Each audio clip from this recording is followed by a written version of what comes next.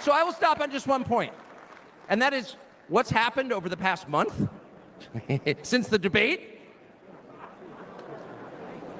and particularly on Saturday in Butler. I think a lot of people are wondering, what is this? This doesn't look like politics. Something bigger is going on here. I think even people who don't believe in God are beginning to think, well, maybe there's something to this, actually. And I'm starting to think it's going to be okay, actually. I do think that. In the day after the midterm elections in 2018, Antifa came to my house. The Democratic Party's militia, okay? I was at work. It was obvious when I was at work because it was public.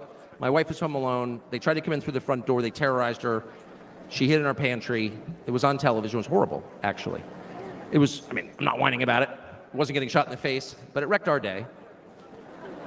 And the next morning, we're lying in bed, and the phone rings for my wife, and it's Donald Trump, who's not like a regular text buddy of Donald Trump's. She picks it up. Hello? Susie, it's Donald Trump. And it's coming through. I could hear it. You know, I'm lying in bed. Whoa. And the first thing he says is, I'm going to stand guard outside your house.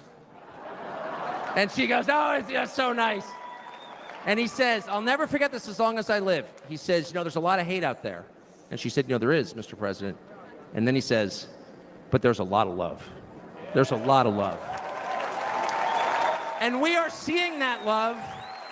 I don't think it's human love. And I'll just stop with this. I'm not always convinced that I'm on the right side. I've been on the wrong side many times.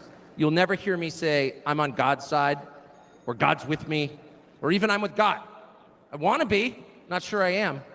But I will say this unequivocally and conclusively. God is among us right now. And I think that's enough. God bless you. Ladies and gentlemen, please welcome